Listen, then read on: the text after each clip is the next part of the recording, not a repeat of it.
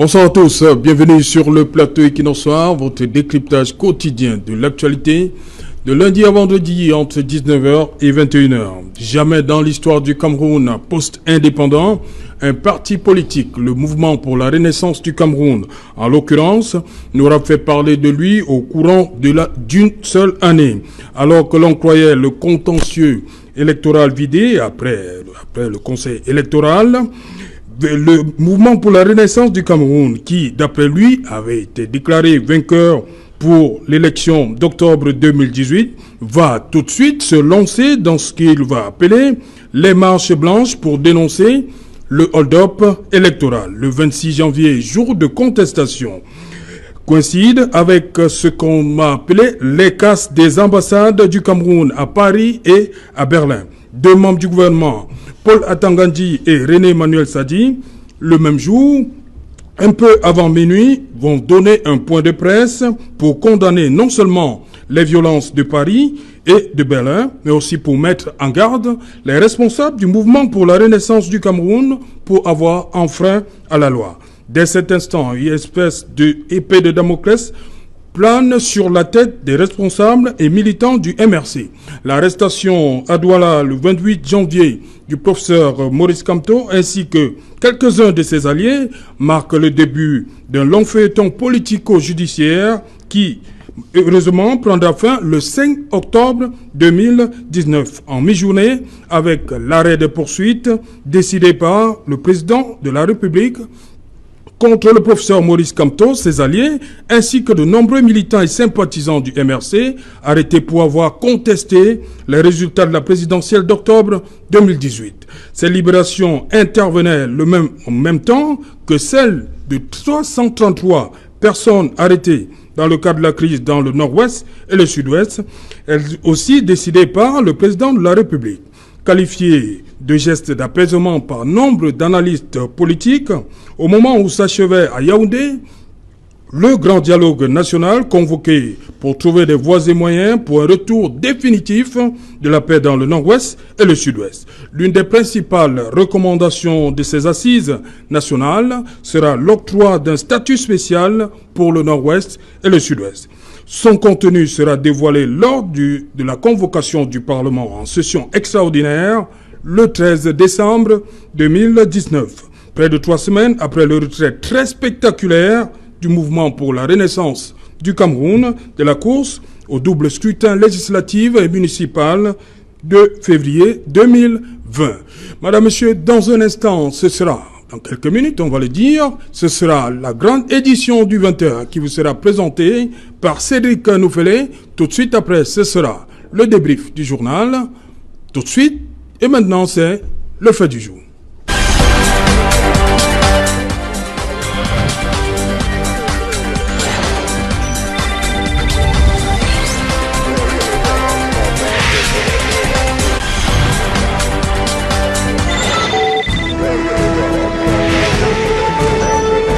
Retour 2019, les faits politiques majeurs. Pour en parler, je suis en plateau ce soir avec...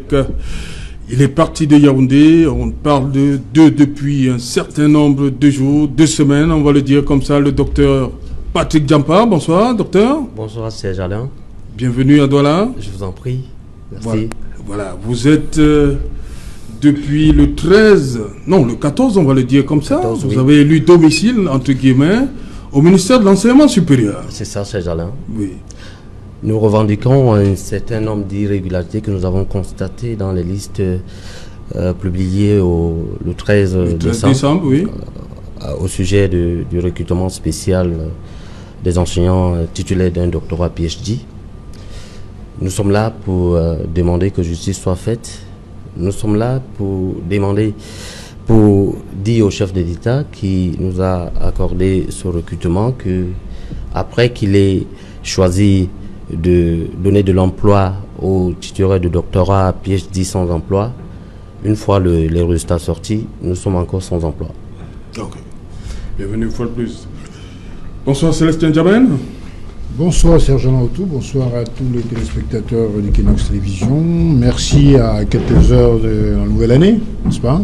Avec de nouvelles résolutions, je le suppose, je l'espère en tout cas. Merci de m'avoir convié dans ce festin de la soirée sur Equinox. En 2019, on aura beaucoup parlé de Célestin Djamel, hein?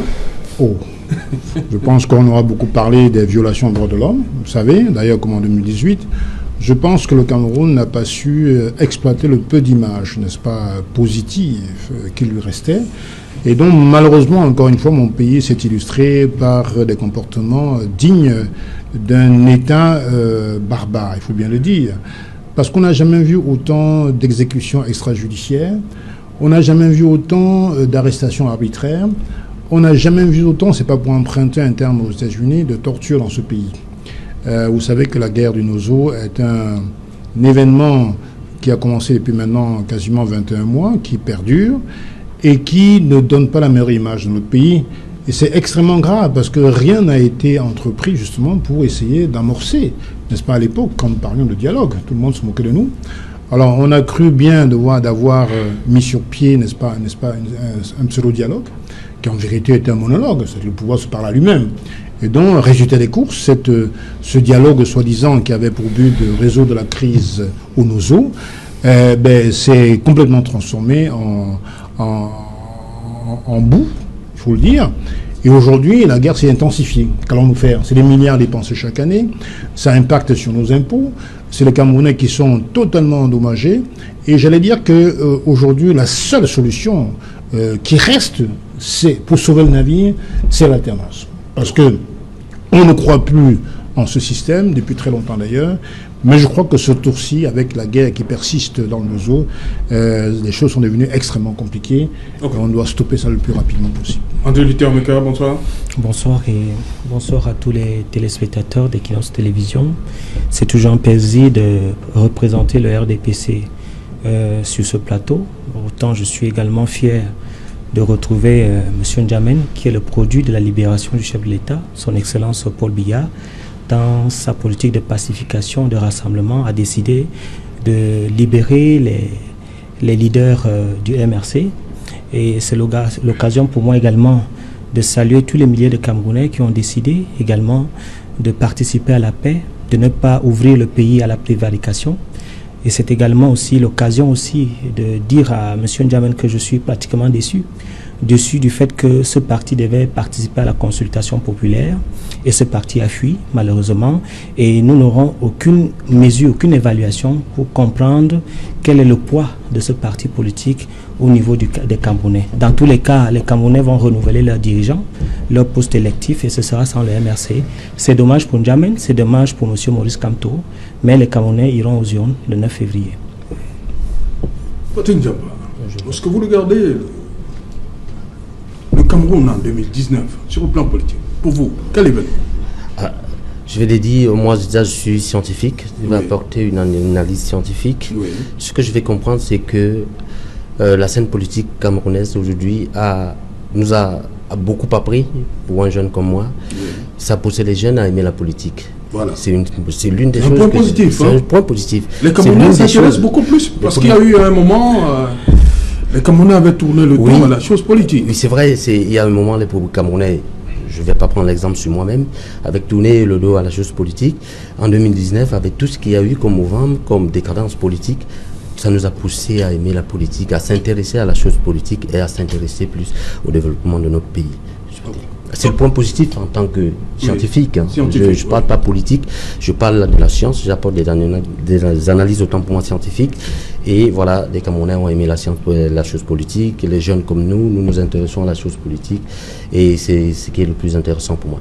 Voilà, je rappelle que le docteur Patrick Djamba est enseignant, il enseigne le droit privé. Hein. Non, je ne suis pas encore enseignant, j'aspire à être enseignant et c'est justement pour ça que nous sommes toqués à la porte. Oui, nous toquons à la porte et malheureusement pour nous, nous n'avons pas été retenus dans le dernier recrutement et c'est pour ça que nous sommes... Vous avez espoir, vous avez... Oui, l'espoir ça dure depuis 10 ans. Oui. Depuis 10 ans que vous êtes à Yaoundé 2 soirs. Oui, que j'ai commencé à dispenser des cours à dispenser des travaux dirigés, à donner des cours de travaux dirigés, ça fait près de 10 ans. Et l'espoir, ça dit depuis 10 ans. Voilà, Célestin N'Djamène, vous parliez tout à l'heure de libertés qui ne sont pas respectées. Et André Luther Meka dit qu'il est un peu déçu, alors que vous êtes le fruit, le symbole même de ce qui peut être considéré comme un acte du président de la République. qui a décidé l'arrêt des poursuites. C'était le 4 octobre dernier. Vous êtes sorti le 5 octobre. Ouais. Et vous ne pouvez donc pas dire qu'il y a un problème de liberté, selon André Luther Meka. Oui, il faut bien situer l'angle dans lequel le mot déçu s'entend dans la bouche de Luther Meka. C'est un RDPCiste acharné, convaincu. C'est son droit le plus absolu. Quand il est déçu, est-ce qu'il est déçu des arrestations arbitraires? Est-ce qu'il est déçu des kidnappings dans les hôpitaux de certains militants politiques? Est-ce qu'il est déçu que les forces de sécurité tirent sur les citoyens qui marchent sans aucune arme, sans aucune menace vers les forces de sécurité? Est-ce qu'il est déçu, n'est-ce pas, des gens qui passent 5 ans, 10 ans parfois sans jugement dans les centres de détention? Est-ce qu'il est déçu pour tout ça? Je veux dire, il faut regarder froidement la situation sociopolitique au Cameroun. Aujourd'hui, quand je parle d'arrestation arbitraire, c'est une réalité. J'en suis une victime. J'ai marché librement dans une marche pacifique, blanche, vous l'avez rappelé, le 26 janvier. J'ai été victime d'une tentative d'assassinat, on le sait. On m'a emmené à l'hôpital. Je croyais mon malheur arrêté quand 2 jours après et demi après, certaines forces de sécurité, dont un commissaire, entrent dans ma chambre d'hôpital pour me demander de me lever et de les suivre. Je dis, mais à quel titre? Il dit, voilà, et je dois les suivre parce qu'ils ont reçu l'ordre de m'arrêter. Sans aucun titre. On ne peut pas arrêter les gens dans un pays, dans ce pays en tout cas, sans aucun mandat d'arrestation. C'est inscrit dans le code pénal, clair et net. Maintenant, une fois que c'est fait, le flagrant délit d'imposture, d'exaction, de bavure est donc constaté. Et ce n'est pas tout, puisque quand on est transporté manu militari à Yaoundé, alors qu'il y a des tribunaux à Douala, c'est quand même une grande ville, la première du Cameroun, on arrive, on les garde à vue de 48 heures renouvelable une fois, par exemple. Même c'est ce qui s'est passé. Or, 48 heures après, pas de renouvellement. 15 jours après, c'est un arrêté du préfet du Mfundi qui n'a jamais été sur les lieux de fait à Douala, qui nous notifie, n'est-ce pas, la fin de la garde à vue. C'est absolument incompréhensible. Dans quel état sommes-nous? Nous sommes drainés au tribunal militaire alors que nous avons marché. Quand on parle de marche interdite, quand on les transgresse éventuellement, c'est l'article 231 du Code pénal qui s'applique. C'est 6 mois de prison maximum. Si on tient compte du fait qu'on a transgressé une interdiction de marcher, par exemple. Ça n'est pas hostilité contre la patrie. Ça n'a vraiment pas de sens. Est-ce que marcher équivaut à être hostile à sa patrie? On marche par rapport aux libertés qui nous sont octroyées par la Constitution du Cameroun. Nous exerçons nos libertés fondamentales. Liberté d'expression, liberté de manifester, liberté de réunion. C'est ce que nous faisons. Est-ce qu'un préfet a le droit d'empêcher un citoyen normal de marcher? Sauf si, en circonstances exceptionnelles de troubles à l'ordre public. Dans ce cas, il faut qu'il le spécifie. Mais ce sont toujours des motifs, on va dire, automatiques. Quand c'est l'opposition, bien entendu. Automatique. On voit le RDPC tenir ses réunions tous les jours au Cameroun, dans les 10 régions, marcher tous les jours, sans jamais être inquiété. Et quand c'est l'opposition, et en particulier le parti à abattre, le MRC, eh bien c'est un refus systématique. Alors même que nous sommes dans un régime de déclaration. Donc on ne peut que parler d'État ensauvagé. C'est un État qui ne respecte rien. Certes, on a des écrits quasi parfaits dans le sens que des libertés sont octroyées dans la loi fondamentale, mais à l'épreuve de fait, il n'y a rien qui est appliqué. Donc en conséquence, je suis déçu que M. Meka soit déçu, qu'il ne soit pas déçu par effectivement ce qu'on voit tous les jours sur le terrain au Cameroun. Ce sont des faits. Equinox a rabattu, a fait un travail incroyable sur les arrestations, sur les tirs, les tirs qu'on a dirigés vers les citoyens. On l'a vu sur Equinox et sur certaines radios, certaines télévisions aussi. Donc c'est des faits qui sont incontestables. Incontestables. Donc, quand les États-Unis parlent de torture, quand on voit les images du Nozo, effectivement, je ne prends pas que le parti de certains civils, mais également de l'armée qui se livre, parfois certains éléments en tout cas, à des actes inadmissibles sur les citoyens camerounais. Parce que je continue de penser que les citoyens du Nozo sont nos compatriotes et ils ont le droit d'être traités de manière humaine, quels que soient les griefs qu'on leur reproche. Donc, en conséquence, ces faits, ce n'est pas des faits fictifs, ce ne pas des faits qui sont inventés, qui ne sortent pas de notre imagination, c'est bien des faits réels. Donc, ce qui aura marqué de manière stigmatisante cette année qui se termine, c'est vraiment les exactions contre les droits de l'homme, les plus criants. Et ça, c'est inadmissible. André Luther Meka, vous partagez cet avis? L'opposition qui toujours veut manifester, c'est un nom catégorique, on voit toujours trouble à l'ordre public, le RDPC, il n'y a pas de problème. Disons que je suis un peu fatigué, personnellement, des jérémiades du MRC, parce que s'il faut refaire l'histoire, on peut refaire l'histoire.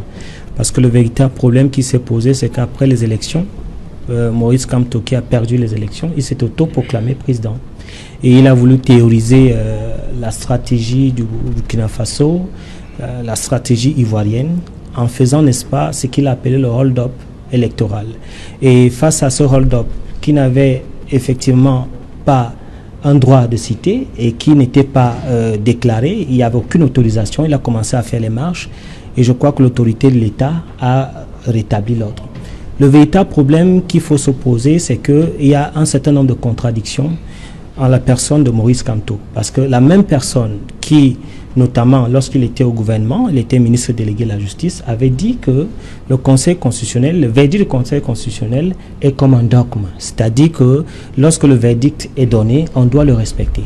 C'est la même personne qui a commencé, n'est-ce pas, à respecter, à faire des marches. Donc, je pense qu'il s'agissait là d'une théorie, n'est-ce pas, à la burkinabé, à l'ivoirienne, et les Camerounais ont dit non, notamment, et l'État a restauré l'ordre. Donc, moi, en ce qui me concerne, je pense qu'il était important que l'ordre soit rétabli et qu'on puisse, n'est-ce pas, permettre aux Camerounais de pouvoir circuler, de pouvoir, n'est-ce pas, jouir de leur liberté. Parce qu'on a eu l'impression que Maurice Kamto et ses affidés, notamment M. N'Djamène et autres, voulaient embarquer les Camerounais dans l'insurrection et dans l'hostilité à la patrie.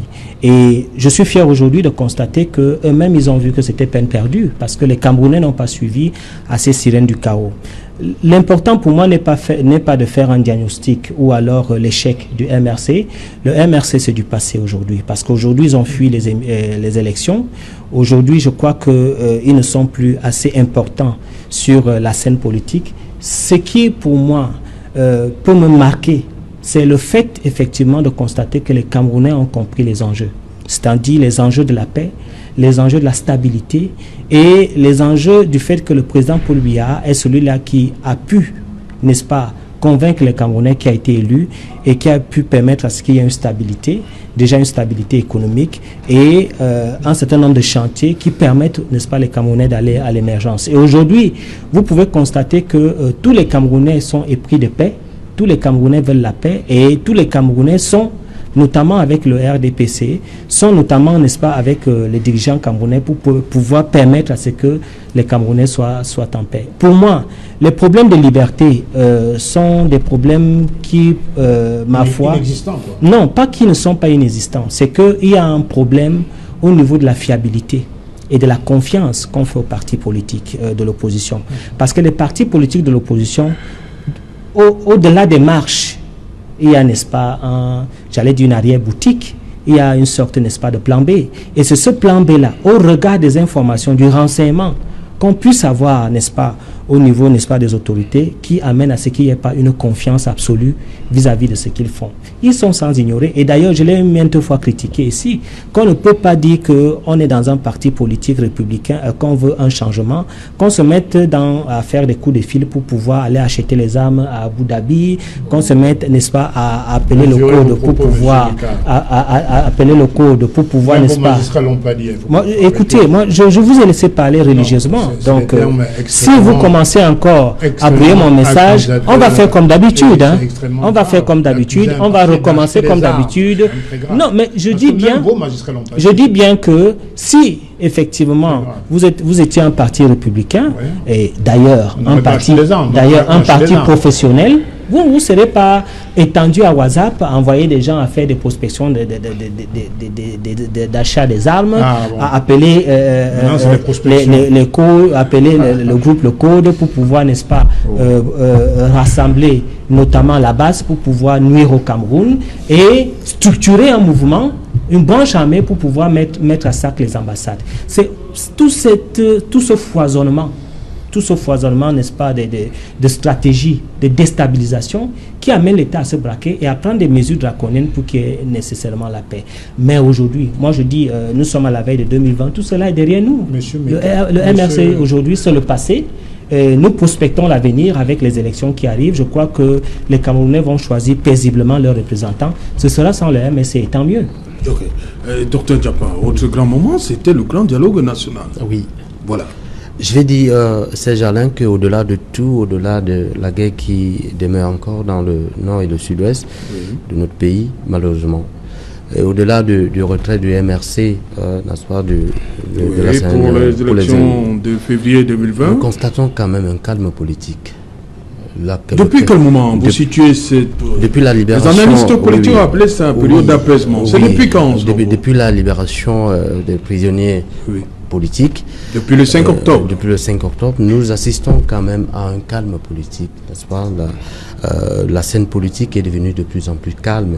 On y pense à autre chose. Donc, s'agissant du grand dialogue, moi je pense que c'était un grand moment et tout... les Camerounais, que ce soit sur le plan interne ou sur le plan international, l'ont revendiqué, l'ont réclamé haut et fort. Le président de la République l'a accordé, il y a eu un grand dialogue. Maintenant, à savoir les résolutions qui en sont sorties... Certains jamais dit que c'était un monologue entre... Oui, un monologue parce que peut-être, et comme je l'ai dit, peut-être il ne voulait pas voir certaines personnes où, voilà, il voulait certainement... J'ai rien contre eux, hein. Oui. Ben, toujours est-il qu'il y a eu un ensemble de résolutions qui ont été prises, et surtout avec le statut spécial du Sud-Ouest. Nous espérons, et je pense que c'est Jalin, si vous allez au plus tréfonds de nos campagnes, au cœur de tous les Camerounais, l'idéal qu'on recherche, c'est que cette guerre s'arrête, et c'est le souhait de tous les Camerounais. Donc nous attendons voir l'application effective de toutes les mesures qui ont été prises depuis le début de cette année pour résoudre cette crise, et c'est mon souhait personnel, c'est mon souhait à moi, c'est le souhait de tous mes camarades qui sont couchés au MINSUP, qui je parle ici à leur nom. Nous espérons que, voilà, d'un moment à l'autre, nos camarades, nos frères, pas nos camarades, nos frères qui sont dans les bouches sortiront pour une paix, autant pour moi, définitive dans notre pays. Ok. Célestin Diamant, vous êtes toujours pour un dialogue inclusif, véritablement? Mais c'est ce que nous demandions depuis fort longtemps, depuis le début de cette crise dite anglophone. Le MRC a toujours pris position pour que les Camerounais se parlent. Et toutes les composantes de la société. Mais vous étiez pour les consultations du grand dialogue. Il y a eu une délégation conduite par la deuxième vice-présidente Tyriane Noah. Vous êtes allé remettre un mémorandum au Premier ministre. Absolument. Pour leur dire qu'il n'y a que des hommes libres qui peuvent dialoguer. Des hommes libres? Des hommes libres. Non. Nous étions quand même des acteurs, on va dire, plus ou moins directs. Oui. Cette crise, à la fois qui était une crise de guerre, une crise post-électorale. Oui. Donc nous faisions partie de ce magma qu'on appelle la crise du Cameroun. Il était donc nécessaire, si M. Biya voulait vraiment parler d'apaisement, que nous soyons libérés d'abord, afin d'engager un dialogue. C'est pour ça qu'on a mis en prélude cette libération. Donc ça n'a pas été le fait. Madame Tyriane Noah est partie avec sa délégation du MRC, le dit au Premier ministre que nous ne pourrions pas prendre part à cette mascarade, à ce semblant de dialogue. En vérité, c'est le système RDPC qui se parle à lui-même. Parce que regardez... Comment vous comprenez donc le fait qu'on vous libère, le président décide de l'arrêt des poursuites le dernier jour du dialogue? Comment vous avez interprété? Attendez, c'est le serpent qui se mord la queue, parce que nul ne peut se prévaloir de ses propres turpitudes. Nous sommes arrêtés pourquoi? On est jetés en prison pourquoi? On est jetés en prison pour des raisons totalement infondées. La loi dit que, quand vous marchez, alors qu'il y a un arrêté préfectoral qui interdit la marche, l'article 231, c'est 6 mois de prison maximum. Nous avions porté une déclaration comme la loi nous l'exige. Dans la préfecture de Douala 5e, par exemple, pour ce qui nous concernait le 26 janvier. Le préfet a le devoir, n'est-ce pas, sauf circonstances exceptionnelles, de prendre acte de la déclaration et d'envoyer des cortèges de policiers nous encadrer. Ça, c'est le texte constitutionnel qui le précise. Non seulement on est dispersé, avec la grenade lacrymogène et avec des armes réelles, qui ont tonné devant moi, mais en plus, on est accusé d'hostilité à la patrie. Il y a une telle disproportion qu'on a du mal à comprendre que c'est les magistrats formés à l'ENAM, d'ailleurs l'ENAM, avec toutes les critiques aujourd'hui, s'avère justifié, qu'on lui porte. On a du mal à comprendre, c'est les gens qui ont appris le droit à l'école. Il y a toujours un lien entre les faits et l'inculpation. C'est obligatoire. Vous ne pouvez pas citer une inculpation sans relater les faits. Qu'est-ce qui s'est passé par exemple au tribunal militaire? Les 2 juges militaires qui sont remplacés, sont chevauchés. On est convoqué dans son tribunal, dans son bureau, vers minuit, 1h du matin, alors que nous y sommes arrivés vers 17h, 18h, et boum, c'est l'inculpation, les accusations. Mais où sont les faits? Parce qu'ils ont honte de relater les faits, conscients de la disproportion, du fossé juridique qu'il y a entre les faits avérés et l'inculpation. Donc, c'est simplement pour rappeler que ces gens autour, aujourd'hui au Cameroun, il y a un grave problème. Nous sommes en apparence un état de droit. En vérité, nous sommes englués dans un fatras de textes pour se donner bonne conscience, mais il n'y a pas d'état de droit au Cameroun, c'est une vérité. Et puis je voulais revenir sur ce qu'a dit M. Luther Meka. Peut-être avant ça, Célestin Diamé, est-ce que vous avez suivi de bout en bout la conférence du 26 janvier, tenue nuitamment par les 2 ministres René Emmanuel Sadi et Paul Atangandi? Voilà, qui ont fait le lien d'ailleurs entre les éléments... Est-ce que ce n'est pas ça qui conduit à ces chefs? Mais c'est ça, mais c'est justement parce qu'ils ont créé sciemment un amalgame, comme le fait exactement Luther Meka sur le plateau, entre la BAS et le MRC. Il n'y a aucun lien ni juridique, ni humain, ni politique, évidemment, entre la BAS et le MRC. Un débat, c'est fait pour échanger les idées, peut-être pour s'enrichir mutuellement. Mais on ne peut pas, comme l'a fait Luther Meka, tenir des propos totalement irresponsables. De dire que le MRC s'apprêtait, ou s'est apprêté, à chercher des prospects pour aller acheter des armes. Le MRC n'a pas besoin d'armes. Nous sommes inscrits dans un processus républicain et électoral, sur des valeurs qu'on nous connaît. Nous avons fait depuis le début, depuis la naissance du MRC, plus de 1000 marches.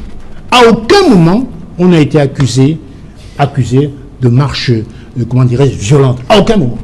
Je mets au défi... Ces marches-là étaient autorisées? Pas du tout. Ces marches dans le cadre des élections, par exemple, honnête, elles n'ont pas à l'être. Elles n'ont pas à l'être. Oui. Elles n'ont pas à l'être, par exemple. Il y a des réunions qui concernent, par exemple, les réunions d'anniversaire du parti, etc. Oui. Donc, on n'a jamais été accusé d'avoir introduit les éléments, les casseurs, par exemple, puisqu'on en parle tout le temps, dans nos rangs. On n'a jamais été auteur d'une marche violente au Cameroun. Ça, c'est clair et net. Donc, maintenant, je disais qu'un débat, c'est fait pour échanger, c'est pour s'apporter des idées. Mais dire que le MRC a le lien avec la BAS, et je crois d'ailleurs, je vais rappeler à la mémoire de M. Meka que son ministre René Sadi a été cité au tribunal de Paris pour dénonciation calomnieuse. Parce que précisément, il a accusé le MRC d'être en liaison avec la BAS. Et depuis, il s'est tué comme une carpe. Il ne parle plus. Et lui-même d'ailleurs, il confie, en confirmant ce que je dis, a porté plainte contre X. Comme pour se retracter, pour dire que non, je ne connais pas les gens qui ont cassé la main. Ce n'est pas le MRC. Vous voyez, vous sombrez de contradiction en contradiction. Je veux simplement dire que, tout à l'heure, M. Meka a dit que le peuple camerounais était pris de paix. Oui, certes. Mais qu'est-ce qu'on leur a offert? Du sang et des larmes. Ça se voit tous les jours. Regardez les docteurs PhD.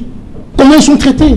Comme des bêtes de somme. C'est inadmissible dans un État qui se veut civilisé. Ce sont des docteurs, parfois, beaucoup sont enseignants. Tout à l'heure, M. Diapa a cité dans le cas de Mme Lucanet, qui était déjà enseignante assistante, je crois, à SOA. Non, chargée de travaux dirigés. Chargée de travaux dirigés. Donc, c'est quand même, dans l'image comme lui d'ailleurs, l'image populaire, l'enseignant, c'est quand même quelqu'un. Dans nos sociétés africaines, et même ailleurs d'ailleurs. D'où vient-il qu'un gouvernement se mette à brutaliser un transmetteur de connaissances? Ce n'est pas sérieux. Et voilà le bilan du RDPC, depuis toujours. Qu'est-ce qu'ils ont apporté au Cameroun sur le plan éducatif, sur le plan de la justice, sur le plan de la santé, sur le plan des infrastructures? Peanuts, rien du tout. Et je veux bien qu'on me demande le contraire, mais nous vivons tous les jours au Cameroun. Bon, c'est pour rappeler qu'au Cameroun, on a besoin de respirer. Et cette respiration viendrait de l'alternance. L'alternance, ça veut dire qu'on mette en place un code électoral capable d'assurer l'effet évolutif du pouvoir, de changement dans la transparence et le respect des suffrages. Or, le RDPC, qui est un État parti, s'arc-boute depuis toujours, n'est-ce pas, sur la fraude électorale. Comment voulez-vous que ça ne crée pas de frustration, ces gens-là autour? Ce n'est pas possible. Donc, notre combat toujours, c'est de faire en sorte que le RDPC, qui peut se retrouver demain dans l'opposition, puisse aussi bénéficier demain des avantages d'un code électoral consensuel et équitable. C'est ce que nous voulons, c'est pas que pour nous. Nous voulons un pays qui respire, un pays qui se nourrit de tous ses talents. Vous croyez que le pouvoir est éternel? Non, le pouvoir n'est pas éternel, M. Meka. Nous voulons simplement un pays, et Dieu sait comment les valeurs, que ce pays s'illustre encore davantage. Savez-vous, par exemple, M. Serge autour, le meilleur chirurgien de Californie, il était de Californie, M. Benaye, c'est un Camerounais. Il n'a pas été reconnu parce qu'il était autochtone de Californie. Parce qu'il est bon, parce qu'il est efficace, parce qu'il est compétent et parce qu'il est performant. Voilà la réalité. Et aujourd'hui, nous sommes toujours en train de marcher à reculons.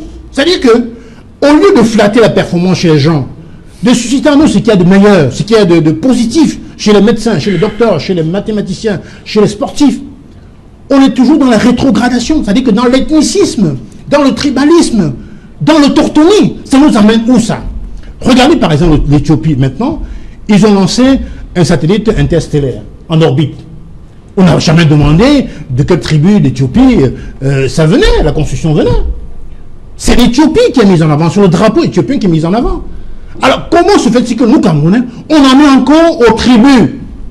Sommes-nous éternellement des sauvages? Je ne comprends pas ce qui se passe dans ce pays. Comment on peut quand même s'émanciper des tribus? Serge n'est pas ici parce qu'il est, il est d'un certain village. Il est ici parce qu'il est efficace là où il est, de sa génération. C'est clair et net et limpide.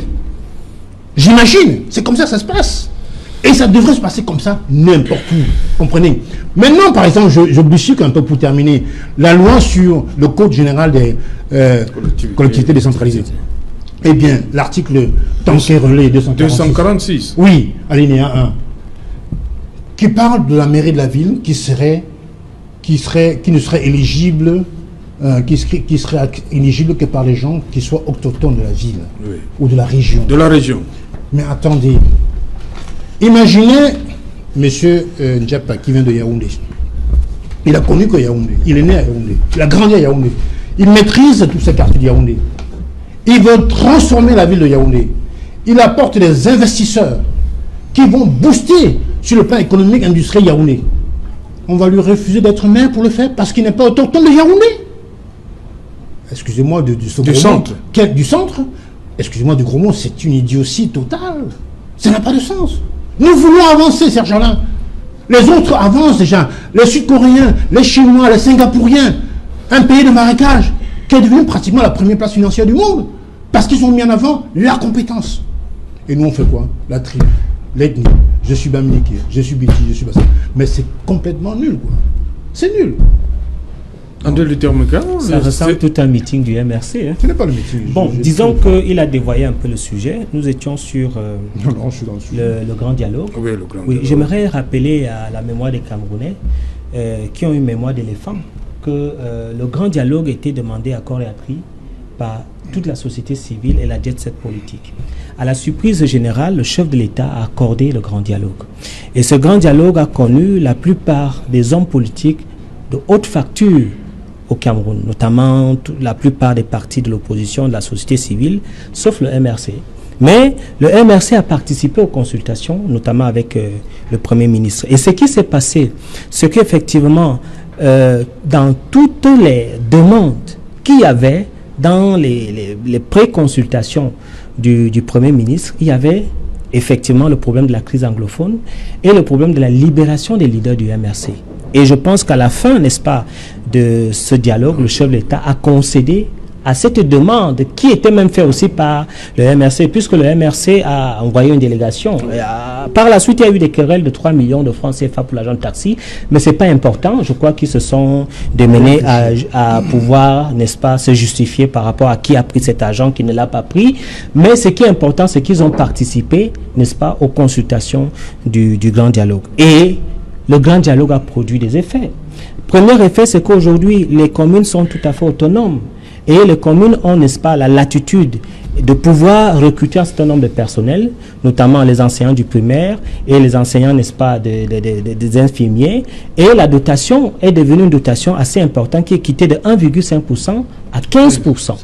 Aujourd'hui, les maires peuvent, n'est-ce pas, voter le maire de la ville. Bon, il est vrai aujourd'hui qu'il aborde... C'est pourquoi l'article 246 fait beaucoup parler?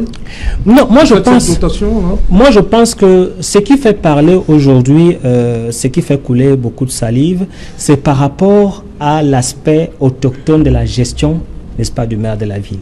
Moi je dis, nous devons prendre des décisions conséquentes. Je suis d'accord avec M. N'Djamène lorsqu'il parle de la compétence. Je suis d'accord que les grandes capitales du monde doivent, n'est-ce pas, foisonner un certain nombre de compétences pour pouvoir participer, n'est-ce pas, au carrefour mondial. Parce que je sais qu'après l'intégration nationale, il y aura l'intégration sous-régionale, il y aura l'intégration africaine. Après l'intégration africaine, il y aura l'intégration mondiale. Donc, on doit s'attendre à tout ça. Mais le véritable problème, c'est qu'il y a des plaintes. Le véritable problème, c'est qu'il y a des gens qui se plaignent. Il y a, n'est-ce pas, un certain nombre de minorités qui pensent qu'ils ne sont pas représentatifs à cause, n'est-ce pas, du fait qu'ils n'ont pas le nombre. Et par conséquent, pour qu'il y ait équilibre, il faudrait, n'est-ce pas, qu'on puisse leur permettre d'être représentatifs dans des villes dont ils sont issus avec les liens de sang. C'est ça le problème. Alors, il ne peut pas avoir problème lorsqu'il n'y a pas plainte. Mais le véritable problème, c'est qu'il y a des plaintes. Et lorsqu'il y a des plaintes, l'État, qui est le léviathan, c'est-à-dire celui qui fixe les limites du juste et de l'injuste, doit automatiquement équilibrer. Et c'est ce qui s'est passé. Mais cela n'empêche pas que les allogènes puissent participer à l'émergence, puissent participer au développement de la ville, puisque les maires d'arrondissement peuvent être autant allogènes qu'autochtones. Ça veut dire qu'ils participent au tout régional, c'est-à-dire qu'ils sont un maillon essentiel du développement, n'est-ce pas, par rapport au développement de la ville. J'aimerais conclure en disant que nous avons avancé. Le chef de l'État a permis, n'est-ce pas, qu'il y ait des avancements, et ces acquis, nous devons les préserver pour permettre à ce que nous puissions booster le développement du pays. Voilà, nous allons prendre la direction du journal pour rencontrer Cédric qui va nous donner dans un instant les titres du 20h. Bonsoir Cédric, au menu ce soir. Bonsoir Serge Alain, bonsoir à vos invités. Ce soir, ce sont les propos du ministre de l'administration territoriale qui suscitent une vague de réactions après ces accusations sur les ONG humanitaires engagés dans le nord-ouest et sud-ouest qui, selon le ministre, sont en train d'orchestrer un plan de déstabilisation du Cameroun en révélant la découverte d'armes de guerre dans un véhicule humanitaire. Les Nations Unies ont réagi dans un communiqué rendu public sur leur page Facebook, estimant que les statistiques données sur la situation humanitaire sont des chiffres vrais. Il ne s'agit pas de fake news. Vous écouterez en substance le communiqué des Nations Unies au Cameroun dans le journal de 20h, et des ONG qui réagissent également, critiquant la démarche du gouvernement qui risque de mettre de l'huile sur le feu au moment où tout le monde appelle à l'apaisement sur le théâtre de la crise anglophone. Et une réaction, et pas des moindres, celle du cardinal Christian Toumi qui estime que la situation s'améliore dans certaines localités. Cependant, il doute quand l'État, des élections peuvent se tenir dans ces régions du nord-ouest et sud-ouest, lui qui appelle le chef de l'État à pouvoir focaliser son discours du 31 décembre sur le problème anglophone et la mise en œuvre des recommandations. Vous l'écouterez dans le journal de 20h. Et au moment où il y a une controverse sur la mascotte du CHAN 2020 prévue au Cameroun, malgré les critiques, le ministre des Sports estime que ces critiques n'ont pas lieu d'être, pensant que la mascotte a été bel et bien présentée et qu'elle fait l'unanimité, selon le ministre, sur l'ensemble du territoire national, lui qui a donné les indications sur cette compétition africaine qui doit se tenir au Cameroun l'année prochaine. Nous en parlerons dans le journal de 20h. C'est Jala. Cédric, qu'est-ce qu'on doit comprendre? Que Tara est maintenu? C'est du moins ce qu'a laissé entendre le ministre des Sports. Je vous invite à le suivre dans quelques instants. C'est Jala. Rendez-vous tout à l'heure dans le journal de Cédric Noufélé.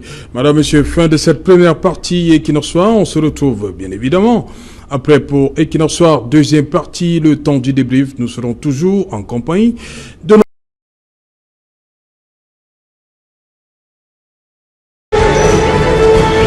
Retour sur le plateau Equinox Soir, c'est la deuxième partie consacrée au débrief du journal, toujours en compagnie de Célestin N'Djamène, le docteur Patrick N'Djampa.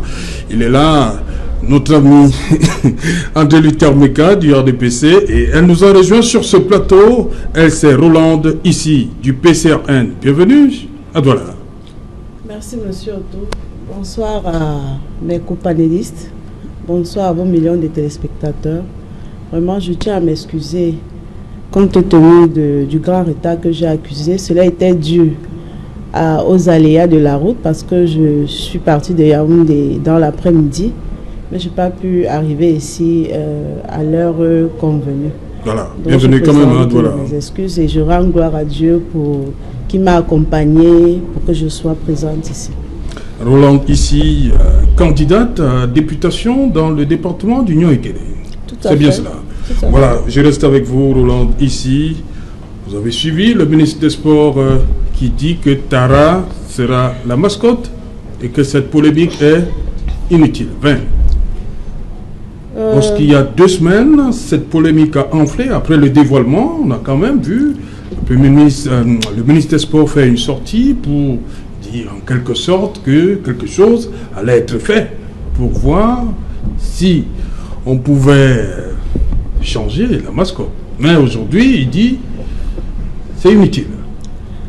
Bon, pour ceux qui ont cru au discours du ministre, je pense que c'est ne pas connaître ce qui gêne notre pays. En réalité, moi je ne suis pas surprise de la réaction du ministre. C'est à ceux qui gèrent notre pays sont comment? Ils sont comme les propos du ministre qui viennent d'être entendus. C'est-à-dire qu'ils prennent toujours à la légère tout ce qui est sérieux, tout ce qui concerne les questions assez importantes au Cameroun. Donc, Célestin Djamène va dire qu'il n'écoute pas le peuple, c'est ça? Célestin Djamène aura certainement ses mots. Moi, j'ai les miens. Oui. Je disais tantôt que le ministre est comme le gouvernement, comme ceux qui sont à la tête de l'exécutif, ils sont toujours en train de banaliser, de ridiculiser même à la limite le peuple camerounais. Donc les propos du ministre ne me surprennent pas. Mais j'ai quand même suivi lors du reportage du journaliste que on attend, le processus normal est suivi jusqu'au niveau de la CAF. Bon, on croisait les doigts en espérant que peut-être le miracle viendra de là-bas parce que tous les Camerounais, tout Camerounais sérieux. Sincèrement, qu'est-ce que vous reprochez à Tara là? Il est comment Tara? Dites-nous. Il a quel problème? Tara ne reflète pas déjà nos mœurs. Tara ne reflète pas le lion qu'on a eu l'habitude, le lion. Mais c'est pas la crinière qui porte là, de Tara? Je ne sais pas si c'est une crinière, mais quand j'ai lu même dans les réseaux sociaux, on disait des régimes de bananes. De bananes, c'est la banane qui a sur la tête? Sur la tête. Bon. Moi, je n'ai même pas regardé ça de près, mais selon... Pourquoi vous ne voulez pas regarder? Ça fait peur? Il vous fait peur, Tara? C'est effrayant. Tara est effrayant. Et je suis en train de dire, monsieur Otouke, il faudrait qu'on soit un peu sérieux dans notre pays. Déjà que les Camerounais ont encore cette plaie du glissement de la canne qui reste encore ouverte.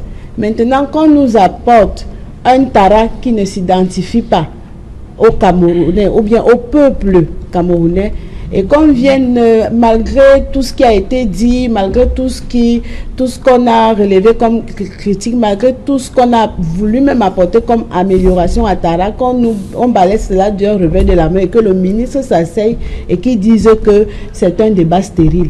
Et moi, j'aimerais bien savoir qu'est-ce qu'il met dans un débat stérile. Bon, si le débat était stérile, si on ne devait même pas considérer la vie des Camerounais, pourquoi nous... Donc, on ne même pas organiser la cérémonie au Palais des Sports. Même pas organiser, il fallait juste... Il décidé de les envoyer à la CAF directement. C'est ce que vous voulez dire? Oui, c'est ce que moi je pense. C'est ce que moi je pense. Il fallait pas qu'on organise tout ce qu'on a organisé. Pour dépenser, on a dépensé l'argent pour rien, c'est ça?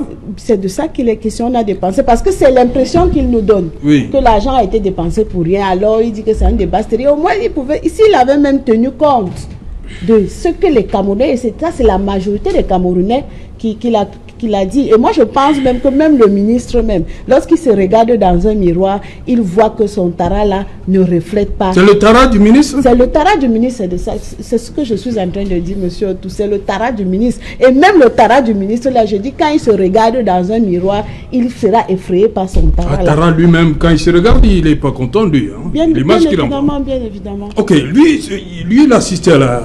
Parce que Dr Diapa est sur ce plateau. C'est depuis le 14 que vous êtes voisin du Palais des Sports de Yaoundé. Hein, vous passez les nuits là-bas. Oui. Vous avez assisté à cette cérémonie de dévoilement par curiosité.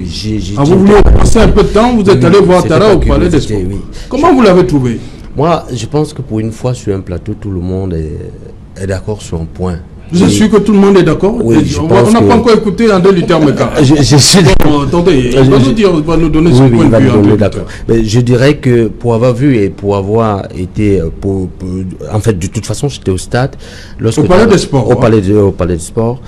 Le chahut qu'il y a eu là-bas quand Tara est arrivé, moi je pense que c'était tellement significatif que le ministre devait comprendre, en fait. Moi, personnellement, j'ai pas aimé. Les Camerounais n'ont pas aimé. Pour une fois, j'appelle au ministre à écouter les Camerounais. Parce que le Cameroun, c'est un beau pays, en fait. C'est déjà à la CAF, le ministre a dit. Le Cameroun, c'est un beau pays. Je pense que je rejoins Madame Roland qui a dit tout à l'heure que le processus était en cours et qu'on attend un miracle.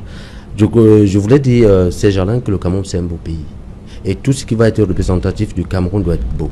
Au-delà de toutes les difficultés que nous avons passées en 2019, je pense qu'on doit apaiser les cœurs des Camerounais. Le moins de doute sur la joie des Camerounais doit interpeller ceux qui nous dirigent.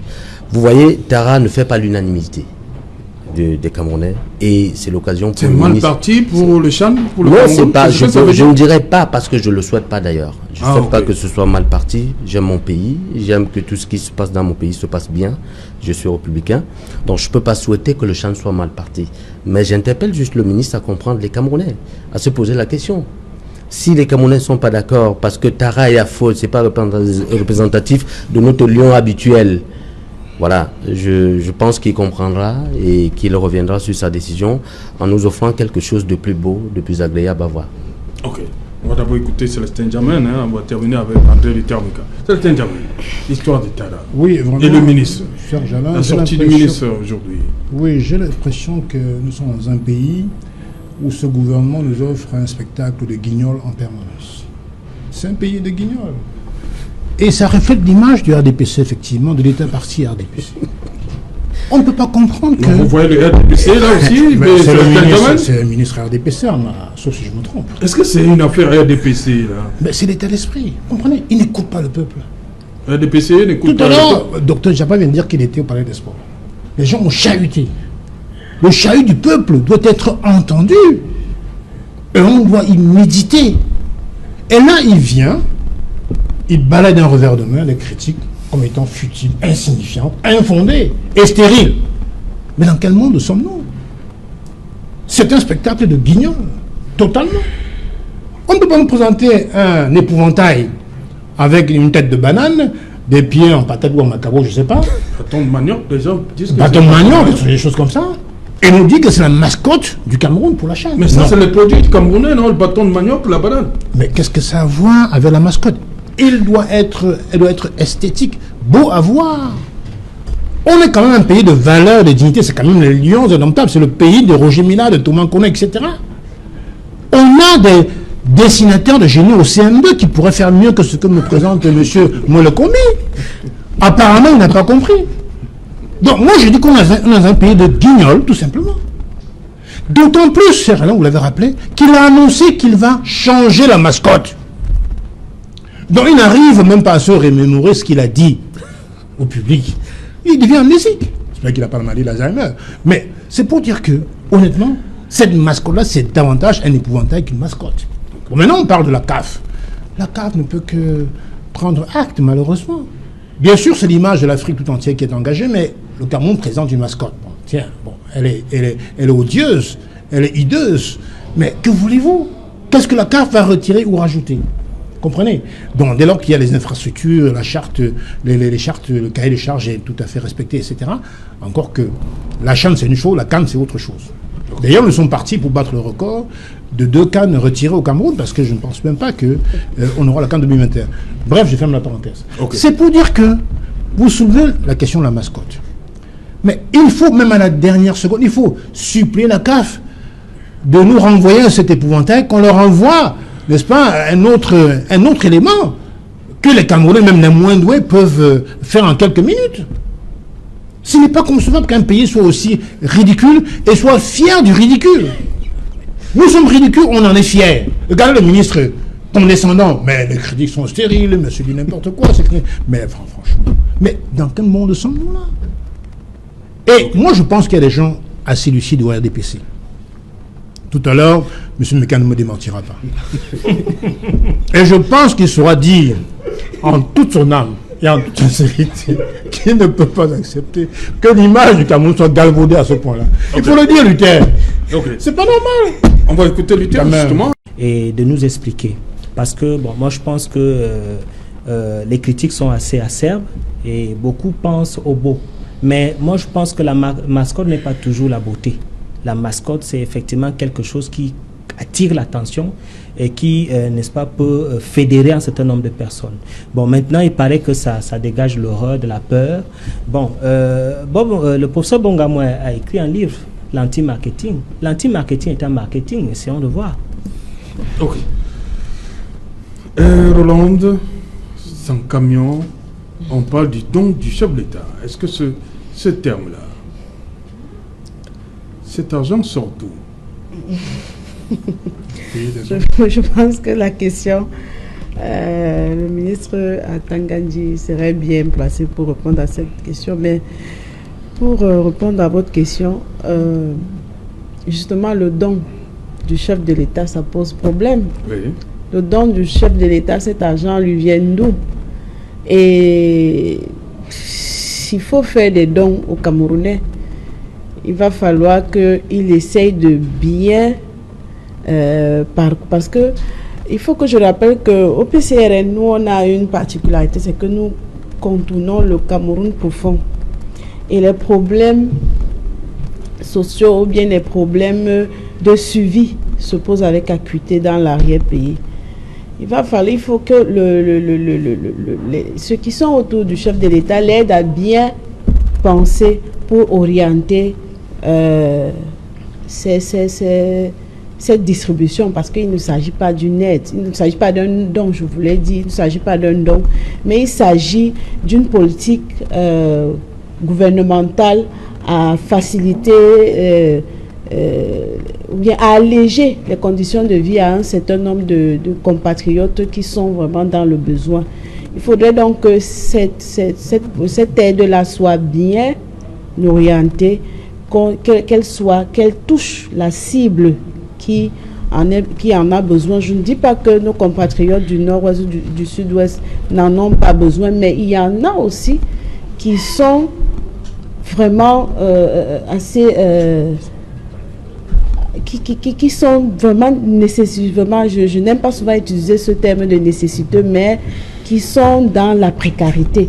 Il faudrait que cette aide-là, ou bien cette distribution, puisse toucher l'ensemble des Camerounais qui sont dans le besoin.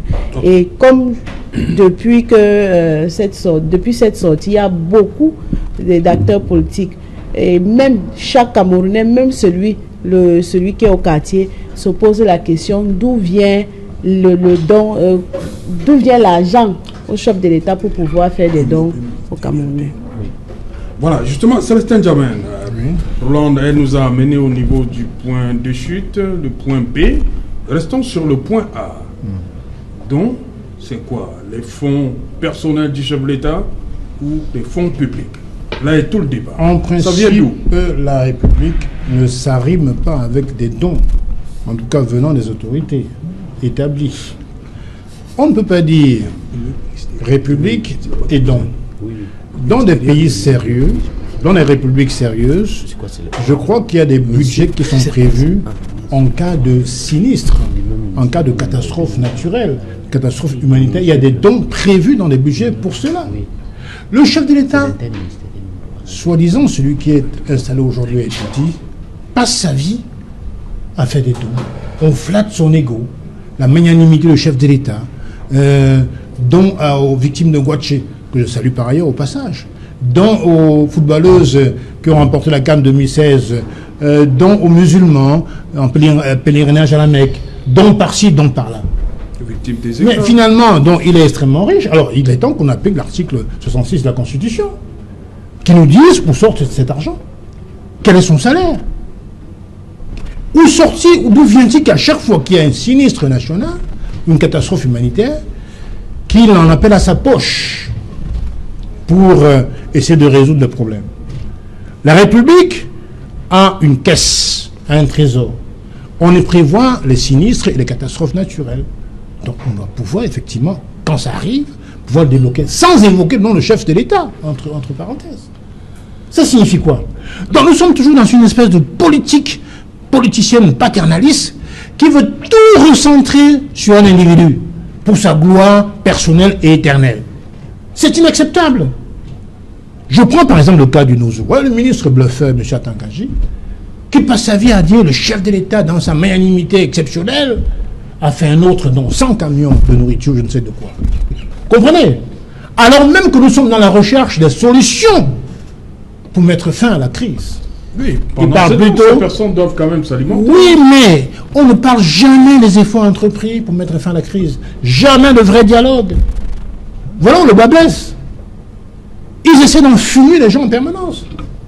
Hein, c'est des bêtes de somme, ils ont envie de manger. Bien sûr, tout le monde a envie de manger. Mais le problème n'est pas là. C'est les gens qui sont dans une situation inconfortable. Doivent-ils vivre comme ça à genoux toute leur vie? Combien de temps va durer la guerre? Quels sont les efforts entrepris pour mettre fin à cette crise? Voilà la question essentielle. La nourriture, bien sûr, l'alimentation, tout le monde doit se nourrir. Mais leur politique, on a l'impression que c'est basé uniquement sur de l'enfumage. Nous sommes dans une espèce de griotisme très aigu. On pensait que Tirouma on avait tout vu avec Tirouma, avec Conchou. Là, on en a encore mieux avec M. Atangaji. Ce n'est pas sérieux. On a des problèmes cruciaux à résoudre. Et là, ce qui nous sort, c'est qu'on a envoyé 100 matelas, aujourd'hui 100 camions. Qui a compté 100 camions? Qui a vu les 100 camions? Quels sont les éléments qui nous permettent de dire qu'il y a 100 camions? Ils vont enfumer les gens, tout ça.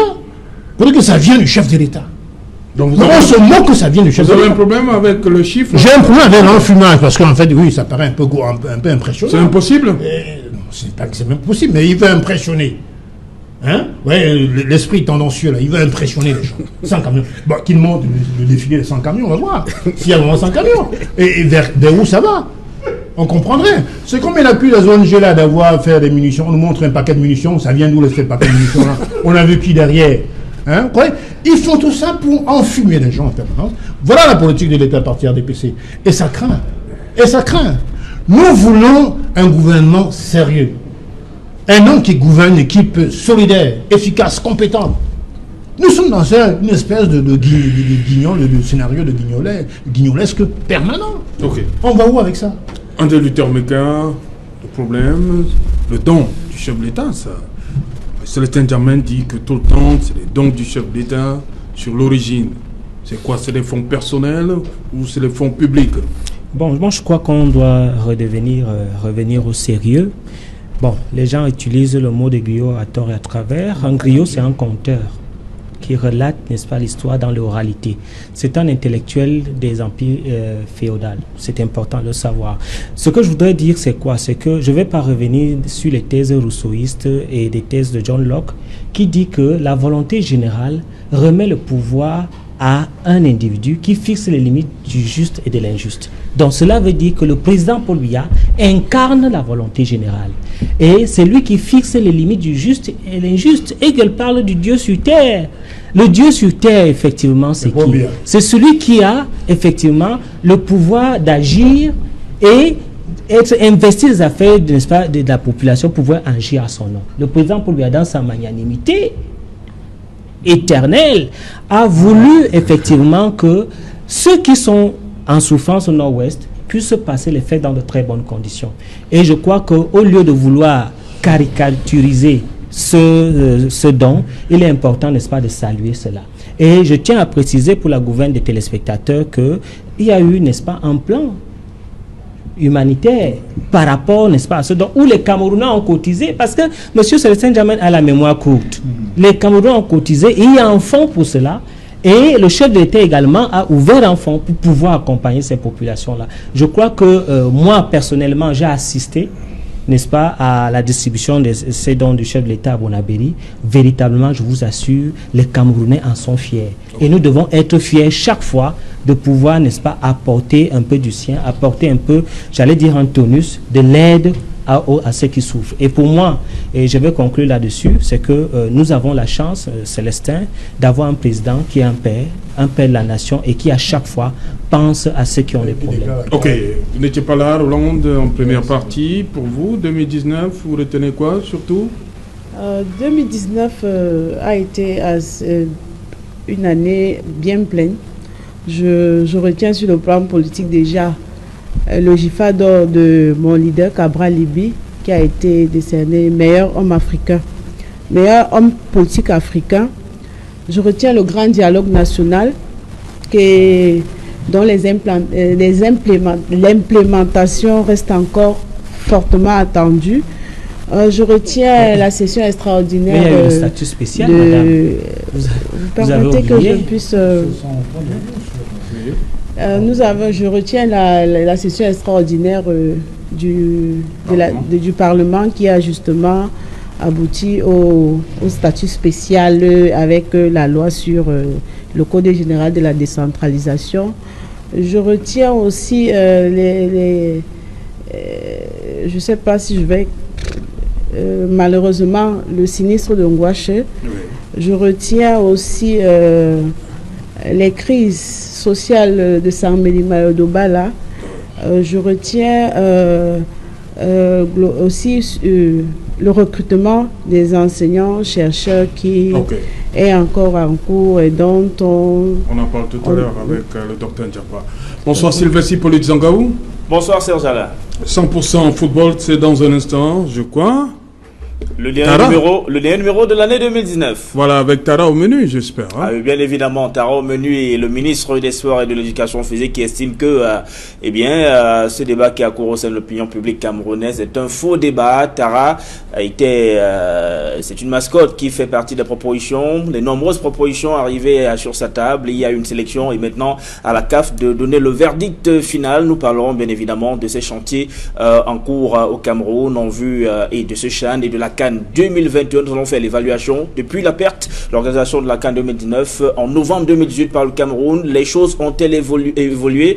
Pourquoi, plus d'un an après, on ne parle encore d'aucun chantier livré à 100%? Nous en parlerons ce soir avec nos invités. Mais surtout, nous interrogerons aussi le bilan du patron département des sports au Cameroun, Narcisse Mouele Kombi. Souvenez-vous qu'il a été nommé le 5 janvier 2019 à la tête du département ministériel en provenance du ministère des Arts et de la Culture. Les réformes qu'il a apportées dans le football, puisque nous parlerons essentiellement de football, ministre parfois controversé, parfois incompris, parfois félicité aussi. C'est ça Narcisse Mouele Kombi qui fera donc à la tête du MINSEP un an, le 5 janvier prochain. Nous parlerons de l'actualité qui a été la plus marquante dans le monde du football en Afrique cette année. C'est la CAN 2019 et le fiasco des Lions indomptables. Pourtant, tenant du titre au Gabon en 2017, ils sont tombés en 8e de finale. Nous parlerons aussi, nous ferons l'état des lieux du championnat local au Cameroun, Serge Alain.